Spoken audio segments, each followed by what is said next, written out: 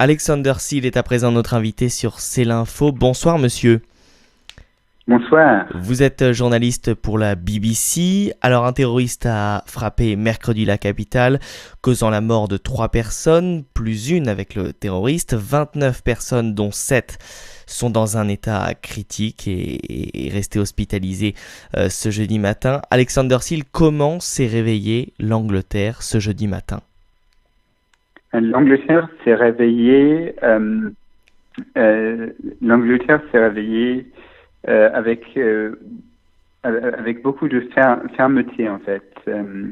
Les Londoniens, les autorités à Londres ont voulu rassurer les citoyens pour ne pas diviser la population.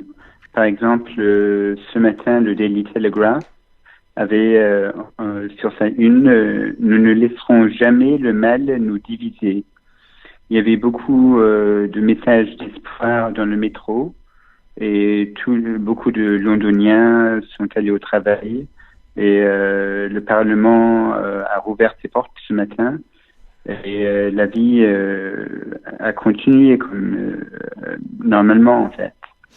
D'accord. Et existe-t-il en Angleterre un équivalent de l'état d'urgence qui avait été mis en place après les attentats à Paris et à Nice de l'année dernière ?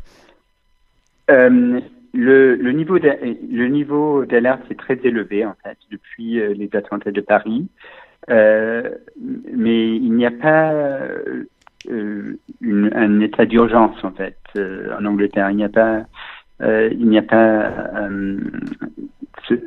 a pas ce contexte actuellement. Mais le niveau est très élevé selon Theresa May, la Première ministre. Comme vous savez, la Grande-Bretagne est dans une coalition internationale contre Daesh en Irak et en Syrie. Et donc, depuis les attentats de Paris, il y a une forte présence policière dans les rues de Londres. Mmh. Et plus généralement, y a-t-il des politiques de déradicalisation qui ont été mises en place au Royaume-Uni ? La ville de Birmingham aujourd'hui était notamment citée comme une ville à problème, sous tension. Écoutez, vous savez, il y avait 13 attentats qui ont été déjoués depuis juin 2013, mais vous savez, les autorités veulent rassurer la population. Il y a, vous savez, en Angleterre et à Londres aussi, beaucoup de multiculturalisme.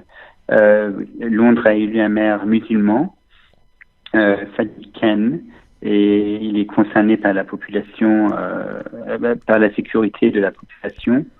Et donc, il n'y a pas vraiment une politique de déradicalisation, mais il y a une bonne entente à Londres entre la population musulmane et les citoyens à Londres. Et la population musulmane condamnée avec fermeté les attaques d'hier. Parce que Theresa May, elle a dit au Parlement que cet attentat n'était pas un attentat islamique, c'était un attentat qui a perverti en fait la foi, une grande foi. Mmh. Très bien. Et alors justement, vous évoquiez Sadiq Khan, le maire de Londres, il y a quelques instants. Est-ce que cela ne peut-il pas finalement entraîner une montée de l'anti-musulmanisme et remettre ainsi en cause la position de ce maire de Londres, nouvellement élu, je crois que les élections étaient il y a maintenant 1 an et demi.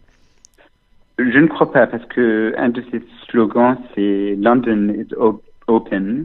Il a condamné aussi les attentats.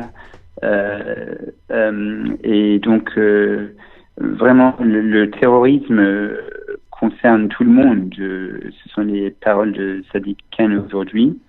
Et comme vous savez, Paris, Berlin, Bruxelles, Istanbul, Tunis, Nice ont été tous frappés par le terrorisme. Donc, ça peut frapper partout. Mais Sadiq Khan, il coopère avec la police londonienne, le gouvernement. Donc voilà, il est quelqu'un qui était contre le Brexit.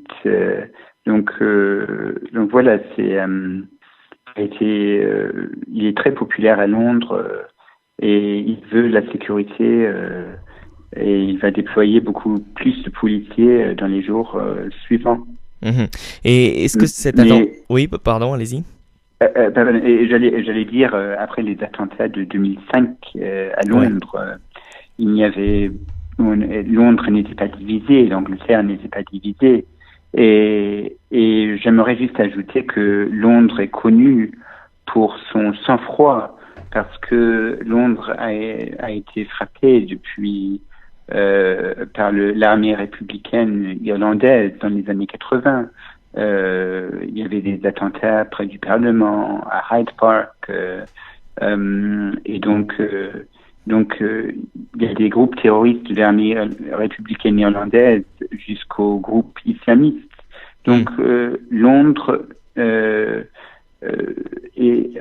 reste toujours uni face à la terreur. Mmh. Très bien. Et puis dernière question, hein, Alexander Seal, pour faire référence à l'Union européenne, est-ce que cet événement fait réagir les Britanniques sur le Brexit? L'attentat a-t-il été récupéré par les tenants de la sortie de l'Union européenne? Non, pas du tout. Cela ne va pas empêcher le processus du déclenchement de l'article 50 qui va se dérouler le 29 mars prochain. Mais j'aimerais juste noter que depuis le Brexit, le pays n'a pas été autant divisé. Je ne sais pas si vous avez entendu il y avait une députée anti-Brexit, elle s'appelle Jo Cox, oui, qui a été assassinée en juin dernier, une semaine avant le référendum. Et donc, c'était tout à fait inédit ça n'a jamais arrivé qu'une élue a été assassinée dans ce pays. Donc voilà, c'est une attaque aussi. Et Londres et l'Angleterre a essayé de rester unis, mais malheureusement, à cause du Brexit, il y a quelques divisions. Mais cela ne va pas modifier le calendrier. Et j'aimerais juste ajouter, pour empêcher le terrorisme dans le monde, il faut que les chefs d'État se mettent d'accord. Bien sûr que Daesh, c'est l'ennemi, mais aussi il y a Bachar al-Assad qui est l'ennemi. Il faut que tous les chefs d'État se mettent d'accord que c'est un criminel de guerre. Maintenant, on voit que le monde est divisé. Il y a les Russes et les États-Unis d'un côté et la France d'un côté et les Britanniques. On ne sait pas vraiment quelles sont leurs positions face à la Syrie en ce moment. Comme vous savez, en 2013, ils ont voté contre l'envoi militaire en Syrie. Donc voilà, c'est pour empêcher le terrorisme, je crois il faut plus de paix et moins de haine et des murs et moins de divisions. Alexander Seal, merci d'avoir accepté notre invitation. Je rappelle que vous êtes journaliste pour la BBC et à très vite.